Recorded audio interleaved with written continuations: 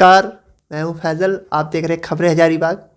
हम लोग अभी आए कुलघट्टी, और कुलघट्टी में एक ऐसी हम लड़की से मिलवाना चाहेंगे जिन्होंने यूनिवर्सिटी लॉ कॉलेज की जो फाइनल परीक्षा हुई है उसमें यूनिवर्सिटी में टॉप किया है।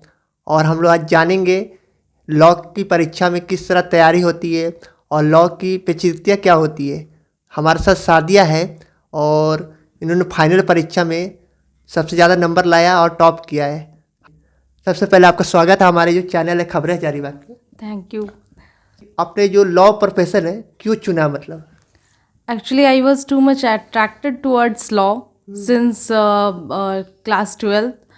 That's why I have chosen law out of all. तो फिर मुझे ऐसा लगा कि लॉ से मुझे बहुत कुछ मिलेगा, और सबसे ज़्यादा मुझे वो चीज़ अट्रैक्ट करती थी कि मैं वो फिल्मों में देखती थी, जजेस बैठे होते थे और उनकी क्या रिस्पेक्ट होती थी। बस वो चीज़ है जो मुझे बहुत ज़्यादा अट्रैक्ट की।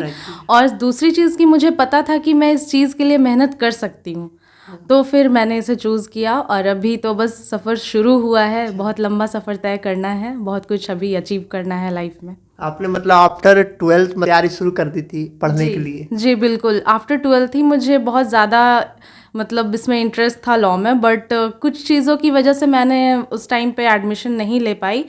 फिर मैंने बीकॉम कर लिया। उसके बाद मैंने सोचा कि नहीं, अगर एक एज पर चली जाऊंगी फिर मुझे लगेगा मैंने नहीं किया था, तो वो एक रिग्रेट रह जाता। उसके बाद फिर मैंने सोचा कि अभी ऑप्शन तो वीबीयू है, चलो यहीं से ही लॉ कर लेते हैं, सीखना तो कहीं से भी सीख सकता है इंसान। तो मैंने फिर यहाँ से लॉ किया। मैं बता दूं कि जो लॉ की परीक्षा इससे पहले भी हुई थी, पिछले साल भी छात्राओं ने बाजी मारी है, हर साल भी, और इस साल भी छात्राओं ने बाजी मारी है। तो सादिया ने मतलब बहुत अच्छा नंबर लाया है और टॉप किया है। हमारा एक सवाल होगा कि ये लॉ कॉलेज में मतलब पढ़ने के लिए क्या प्रोसेस है, यहाँ पर एडमिशन कैसे होता है?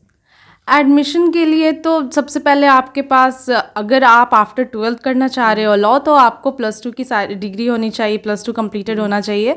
देन आफ्टर आप वहाँ से एक एप्लीकेशन फॉर्म लीजिए, फिर उसके बाद आपको एंट्रेंस एग्जाम देना होगा, उसके लिए प्रिपेयर करना होगा, जिसमें जनरल लॉ से पूछे जाएंगे question, general affairs, current affairs भी रहेंगे। वो एंट्रेंस क्लियर करने के बाद फिर आपको यहाँ पे एडमिशन का जो प्रोसेस होता है, सिंपल अदर कॉलेजेस का उसी तरह से प्रोसेस है, फिर आप एडमिशन ले सकते हैं। हम पूछना चाहिए कोर्स कितने तरह का होता है? 2 तरह का हम सुने कोर्स होता है। कितने एक होता है आफ्टर 12th होता है 5 years का, जिसे हम commonly we called it as BA-LLB, and एक होता है 3 years कोर्स जिसे हम कहते हैं LLB, बैचलर इन लॉज। आपने LLB में टॉप किया है? जी, मैंने 3 year कोर्स में टॉप किया है। अच्छा, मतलब हमारा और सवाल रहेगा कि आपका शिक्षकों से क्या सहयोग मिला है, कॉलेज के जो शिक्षक थे?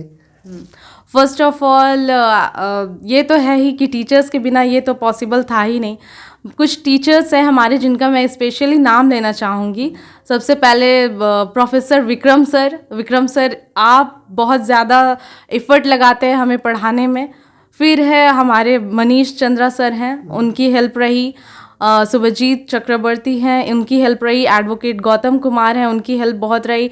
और लेबर एंड इंडस्ट्रियल लॉ के हमारे टीचर थे जिनसे मैं बहुत मुतासिर हुई, वो हमारे अजय कुमार सर। तो इन सारे टीचर्स का बहुत ही हेल्प रहा हमें। आपने जो 3 साल पढ़ाई की लॉ की, तो मतलब क्या आपको क्या सब्जेक्ट में इंटरेस्ट लगा? क्राइम पढ़ना चाहिए, साइबर लॉ, मतलब क्या इंटरेस्ट लगता होगा मतलब पढ़ने में, कैसा सब्जेक्ट है? देखा जाए तो जितने भी मोस्टली लॉ स्टूडेंट्स हैं, आप उनसे क्वेश्चन कीजिएगा तो आपको सवाल का जवाब यही मिलेगा कि क्राइम, IPC, क्राइम्स, एविडेंस, इन सब चीज़ों पे बहुत ज़्यादा इंटरेस्ट होता है लोग। क्राइम ही पढ़ना है यार, क्यों ऐसा लगता क्योंकि ये बहुत ही ज़्यादा कॉमन है। दूसरी कि हम अपने मुआशरे में, इन्वायरमेंट में देखते हैं कि पुलिस किस तरह से मिसयूज़ करती है इस चीज़ का, क्योंकि इसी फील्ड में सबसे ज़्यादा मिसयूज़ होता है। अगर कोई गरीब है तो इतना टॉर्चर कर रहे, कुछ भी कर रहे, इसलिए लोग चाहते हैं कि ये क्राइम जो है इस चीज़ को जानना चाहते हैं और इस चीज़ से बचना चाहते हैं। पुलिस का तो आप जान ही रहे। आपके कुछ दोस्त लोग भी होंगे, उनसे क्या सहयोग मिलता था नोट्स बनाने में या पढ़ने में? जी बिल्कुल। कुछ कभी क्या होता था कि मैं पढ़ाई से थोड़ा अगर डाइवर्ट हो जाती थी,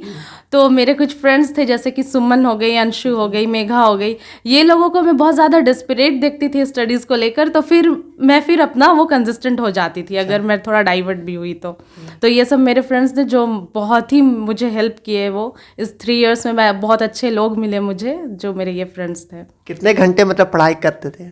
जनरली आप सबसे ज़्यादा ज़रूरी चीज़ है कि you should be consistent with your studies. अगर आप कंसिस्टेंट नहीं हो then you can not achieve anything, not a small thing you can achieve.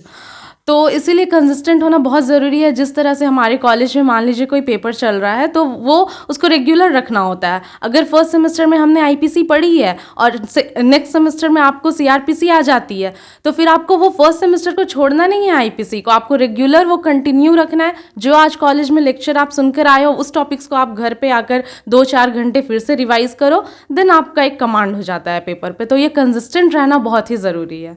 एक सवाल है, मतलब कि जैसे कि हम लोग लॉ कॉलेज का न्यूज़ बहुत कवर करते हैं कि लॉ कॉलेज में और जैसे अदर नेशनल यूनिवर्सिटीज़ के लॉ कॉलेज है, वहाँ पर पढ़ाई का जो अलग माहौल है, लेकिन मतलब ये जो यूनिवर्सिटी का लॉ कॉलेज है VVU का, यहाँ पर कितना मतलब पढ़ाई का माहौल है, मतलब कि क्लासेस होती है, क्या पढ़ाई, मतलब कितना घंटा अच्छा से पढ़ाई होती है, शिक्षकों का कितना योगदान है मतलब यहाँ का लॉ की पढ़ाई को लेके?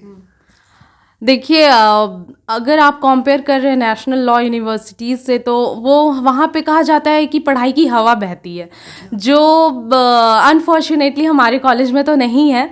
बट ये है कि हाँ, स्टूडेंट्स आते हैं बहुत अच्छे, तो सबसे पहले तो हमारे एंट्रेंस टेस्ट को जो है उसे टफ करना चाहिए, so that we can get only cream students. आपका कहना है एंट्रेंस को टफ करना चाहिए? टफ करना चाहिए, तो थोड़ा एंट्रेंस को टफ करे तो आपको एक क्रीम बच्चे मिलेंगे, वैसे ही बच्चे लाइक माइंडेड पीपल मिलेंगे, पढ़ने वाले मिलेंगे, जो ना कि सिर्फ पॉलिटिक्स, नेतागिरी, मारपीट ये सब में लगे रहें। तो एंट्रेंस को टफ कीजिए और मैनेजमेंट को टाइटन कीजिए। लाइक एग्जाम है तो एग्जाम को एग्जाम की तरह लें स्टूडेंट्स, ये चीज़ें थोड़ी होनी चाहिए।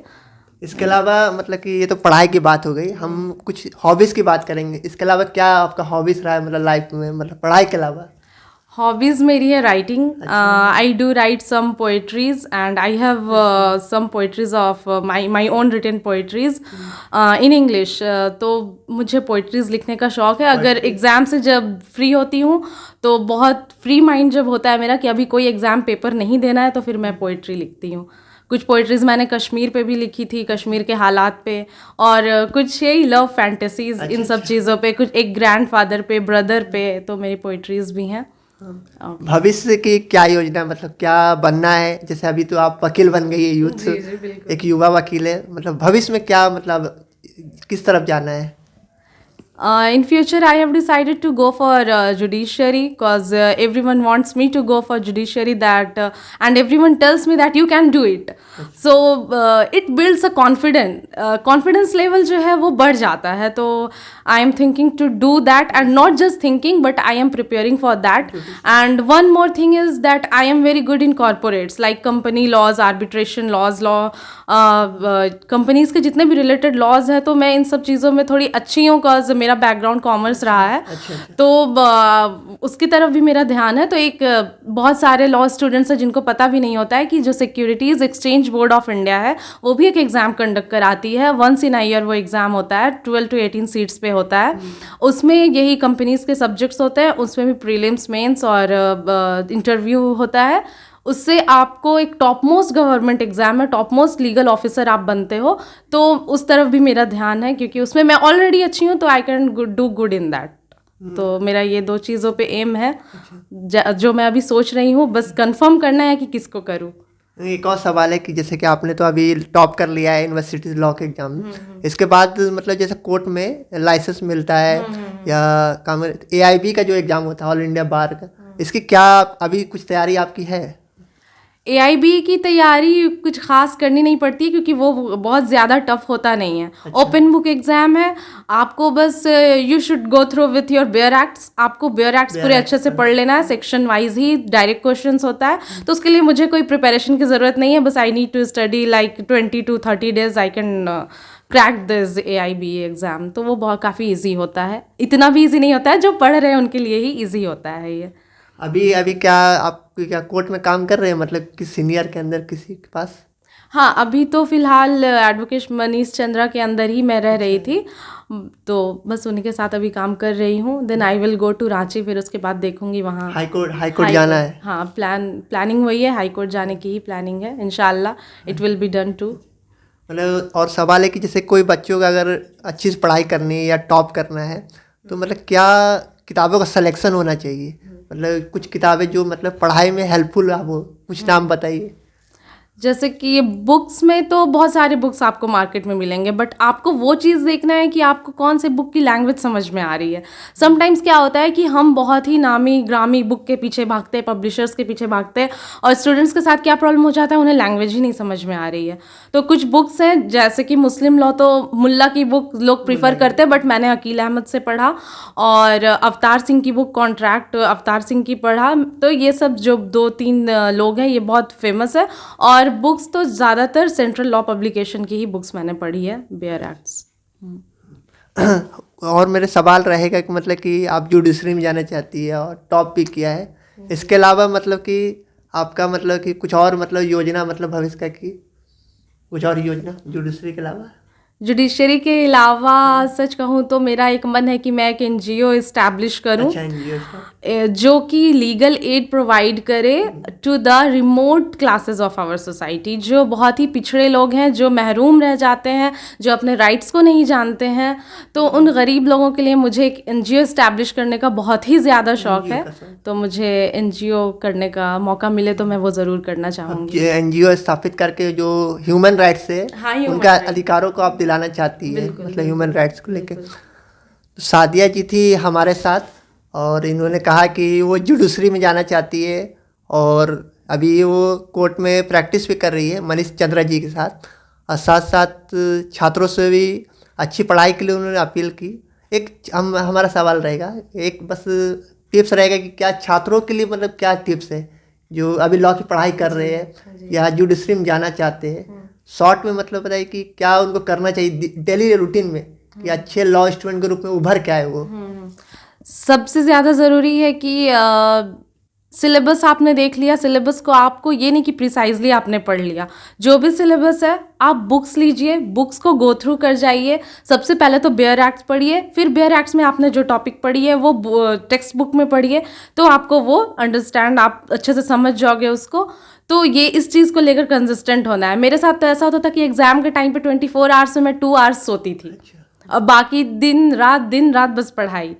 तो यही चीज़ है। और जिनको जुडिशरी में जाना है उनको तो बेयर एक्ट, टेक्स्ट बुक, हर एक सब्जेक्ट, हर एक पेपर का सिलेबस का बेयर एक्ट और टेक्स्ट बुक एक साथ पढ़ते जाना है। बेयर एक्ट में जो टॉपिक पढ़े वो टेक्स्ट बुक में पढ़ लिए। तो ये चीज़ें कंसिस्टेंट रहना बहुत ज़रूरी है। और 24 आवर्स में एट लीस्ट 8 to 10 आवर्स तो देना ही होगा। फिर धीरे धीरे आप अपनी हैबिट को बढ़ाते जाओ कि उसको 16 आवर्स 18 आवर्स कर लिए, क्योंकि you should also have to take good sleep. तो वो स्लीप का एक पैटर्न बनाकर आपको धीरे धीरे पढ़ते जाना है। टाइम हमारा आखिरी सवाल होगा कि आप कोर्ट में अब काम करेंगे पूरा एक्टिव रूप से, तो आप न्याय कैसे दिलाएंगे? मतलब कि बहुत सारे केसेस है, बहुत बड़े बड़े केस भी आएंगे आपके सामने, क्राइम है, साइबर, किस तरह हैंडल आप करेंगी मतलब कोर्ट में? मतलब कि अब जो फर्स्ट ऑफ ऑल मैं इसके लिए ये कहना चाहूँगी कि जस्टिस, मुझे वो जस्टिस का नाम नहीं याद आ रहा है, उन्होंने बड़ी अच्छी बात कही थी कि जो लॉयर्स हैं वो ऑफिसर ऑफ द कोर्ट तो हैं, बट वो सोशल इंजीनियर्स हैं। अच्छा। तो उनको सबसे पहले अपने माइंड में ये सेट करना होगा कि we are social engineers, we build the society. तो ये चीज़ अगर दिमाग में रखेंगे तो वो अपने क्लाइंट्स के साथ ऑनेस्ट रहेंगे। सबसे पहली बात, अपने क्लाइंट्स को वो गुमराह नहीं करेंगे। तो अगर आज हम अपने क्लाइंट्स के साथ ऑनेस्ट हो जाता है, दिन क्यों नहीं जस्टिस की डिलीवरी होगी? बस होता है ना कि justice delayed is justice denied, तो बस ये चीज़ नहीं होनी चाहिए। तो सादिया जी अब कोर्ट में अपना प्रैक्टिस जारी है, साथ साथ वो अब कोर्ट में एक्टिव रूप से काम भी करेगी, और इनका कहना है कि जस्टिस को लेकर मतलब कि ये सोशल इंजीनियर आपको सबसे पहले होना पड़ेगा, और इसी तरह काम करना पड़ेगा, और सबको न्याय दिलाना पड़ेगा। हमारे साथ ही सादिया जी जिन्होंने छात्रों को टिप्स भी दिए, और ये अपना NGO भी स्थापित करना चाहती है और न्याय भी दिलाना चाहती है। तो बहुत बहुत धन्यवाद। मैं हूँ फैज़ल, खबरें हजारीबाग से।